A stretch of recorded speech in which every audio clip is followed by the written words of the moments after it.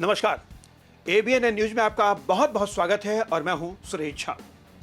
Corona महामारी पूरे देश में अब चरम पर है। हालांकि वैक्सीन आ चुकी है, लेकिन उसके बावजूद जिस तरीके से लोग संक्रमित हो रहे हैं उसका कहना बड़ा मुश्किल है कि लोगों को वैक्सीन कब मिलेगी या नहीं मिलेगी। बढ़ती महंगाई यानी आम लोगों का जीना मुहाल हो रखा है। पेट्रोल के बढ़ते दाम, इसी बीच एनडीए सरकार का आज तीसरा बजट आज संसद में पास हो चुका है। हालांकि जो वित्त मंत्री हैं निर्मला सीतारमण, उन्होंने कहा कि बजट काफी अच्छा है। सरकार है तो सरकार कहे कि बजट अच्छा है, लेकिन इस बजट में आम लोगों के लिए क्या क्या सुविधाएं हैं, क्या क्या चीज सस्ती हुई है, ये तमाम चीजें हम जानेंगे।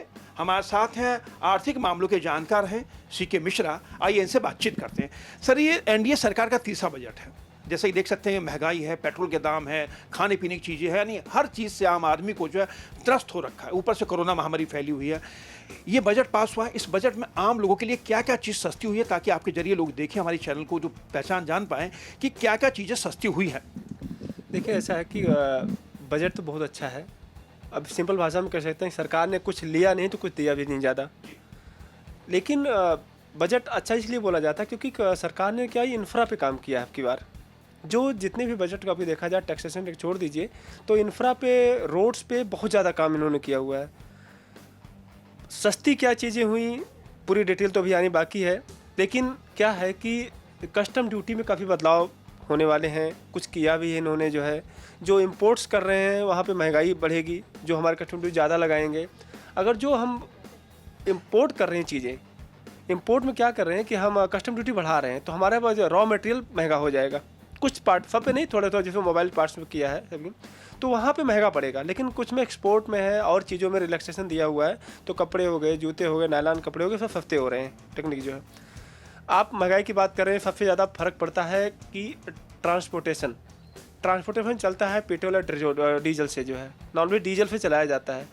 डीजल पे एग्रीसेस लगा हुआ है, तो वहाँ पे जो इफेक्ट पड़ेगा वो कहीं न कहीं महंगाई का एक असर पड़ेगा। लेकिन सरकार कहीं कि उसकी भरपाई लोगों के साथ करेगी ज़रूर। जी सर, जैसे भी इतना कि कपड़े सस्ते हुए, सोना सस्ता हो गया, चांदी सस्ता हो गया, लेकिन हम सर खाने पीने की चीज़ों की बात करें तो वो कहीं से सस्ता होता नहीं दिख रहा। सोना, चांदी, कपड़े उपड़े तो एक सेकेंडरी चीज़ है, लेकिन जो आम आदमी के लिए खाना पीना है, अनाज है, दाल है, सब्जी है, ये चीज़ें आज की तारीख में उनकी दाम जो आसमान छू रहे हैं। क्योंकि सबसे बड़ी बात है, पेट्रोल के दाम जो है आपके काबू में नहीं है। पेट्रोल के दाम दिन पे दिन बढ़ते जा रहे हैं। तो कहीं ना कहीं सरकार को पेट्रोल के दाम को लेकर सोचना चाहिए था कि पेट्रोल के दाम आखिर जो बढ़ रहे हैं उसकी वजह क्या है, उसको रोकने के लिए सरकार को प्रयास नहीं करना चाहिए था। देखिए, डीजल पे जो सेस लगा, कुछ इसका असर तो पड़ेगा। लेकिन आप ये भी देखिए, सरकार ने क्या किया हुआ है कि जितना भी कॉस्टिंग बढ़ रही है हमारी, एग्रीकल्चर में बहुत ज़्यादा इन्वेस्टमेंट कर रही है। तो वहाँ पे क्या हो रहा है, अभी जो प्रोडक्शन हमारे हुआ करते थे, प्रोडक्शन कम हुआ करते थे, टेक्निकल खेतियाँ नहीं होती थी इंडिया में, जो है जिसको हमारे बाहर से इम्पोर्ट करना पड़ता था, उस चीज़ में सरकार बहुत ज़्यादा ध्यान दे रही है। तो वहाँ पे क्या होगा, कॉस्टिंग कहीं ना कहीं से बाद में कम आएगी। क्योंकि हुआ क्या है, कोरोना काल में देखा होगा आपने कि जो लोग शहरों से गाँव की तरफ गए, वो गाँव में खाली नहीं बैठे, कुछ न कुछ किया इन्होंने, प्रोडक्शन बढ़ाया और टेक्निकल खेतियाँ की, अच्छी सब्जियाँ उगा रहे हैं। तो ठीक है, अभी अभी एक सिस्टम बन रहा है, जैसे भी रोल आउट होगा चीज़ें सस्ती होंगी ज़रूर, जो है। अच्छा सर, सबसे बड़ी बात है बजट के अंदर जो इस बात दिया कि जो सीनियर सिटीजन हैं उनके लिए कुछ प्रावधान किया कि जैसे कि आईटीआर नहीं भरना पड़ेगा, उनके जो आय में जो है वो टैक्स में छूट दी गई, तो वो क्या है सर जरा। देखिए, इसमें एक थोड़ा सा टेक्निकल है, लोगों को ध्यान देना पड़ेगा। इसमें क्या है कि 75 ईयर्स जो उन्होंने डिसाइड किया हुआ है, वो केवल पेंशनर और इंटरेस्ट वालों के लिए किया हुआ है। कि जो ऐसा नहीं कि बिजनेस कर रहे हैं कि उनको भी छूट है। तो दो ही लोगों को ध्यान रखना है कि जो इंटरेस्ट का कमाते हैं, या मतलब पैसा आपने जमा किया हुआ है, और ये पेंशन वाले हैं, उन्हीं को टैक्स रिटर्न नहीं भरना। ऑप्शन दिया गया, आप मत भरिए, ठीक है, आप बैंक को आपका टीडीएस काट लेगा और आपको रिटर्न भरने की जरूरत नहीं है। लेकिन हाँ, जो लोग बिजनेस कर रहे हैं, कुछ और कैपिटल की चीज़ें हो रही हैं, उनको रिटर्न भरना पड़ेगा। अच्छा सर, स्टार्टअप के लिए 2024 तक कोई भी टैक्स नहीं लगेगा, यानी सरकार की बहुत बड़ी घोषणा की है कि 2024 तक कोई आपको टैक्स नहीं देना पड़ेगा। देखिए, स्टार्टअप फिर मैं पहले मैं कहूँगा, उसको मेक इन इंडिया स्टार्ट हुआ था, समझ लीजिए। और जो भी भारत में चीज़ें होती हैं, सरकार कहीं न कहीं उसको टैक्स से रिलेटेड करती है, लोगों से लिंक करती है कि क्या प्रोडक्शन होगा, क्या नहीं होगा, कैसे टैक्स लगाया जाएगा। मेन होता है कि जब स्टार्टअप के लिए किया हुआ है कि मेक इन इंडिया को प्रमोट करने के लिए, आत्मनिर्भर भारत को प्रमोट करने के लिए।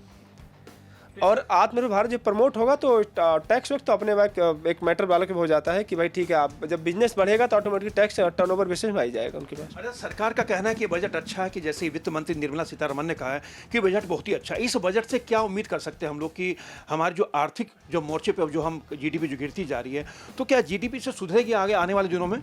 देखिए ना, पहली तिमाही अगर देखा होगा जीडीपी बहुत डाउन थी। अगर पहली तिमाही देखे, बात से कि दूसरी तिमाही में जो है हमारा जीडीपी सुधर गया, और अभी जो हमारा प्रेजेंटेशन उन्होंने बहुत आज सुधरने की 11% तक कह रहे हैं जाने के लिए जो है।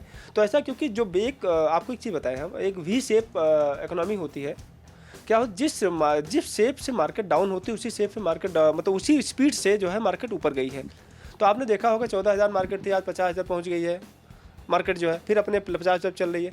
तो क्या हुआ कि मार्केट सस्टेन हो रही है, सारी फैक्ट्री खुल चुकी हैं, लोग प्रोडक्शन स्टार्ट कर चुके हैं। तो ठीक है, थोड़ा टाइम लगेगा लेकिन लोग सस्टेन हो जाएंगे दोबारा। लेकिन सर, जैसा भी देखा होगा कि आपने कि कोरोना महामारी के दौरान जो हम आर्थिक मोर्चे पर बहुत नीचे चले गए थे, क्योंकि कामकाज बंद थे, लोग अपने घरों में कैद थे, तो आर्थिक रूप में देखा है तो बहुत टूट चुके थे, क्योंकि लोगों के पास रोजगार चले गए लोगों के पास।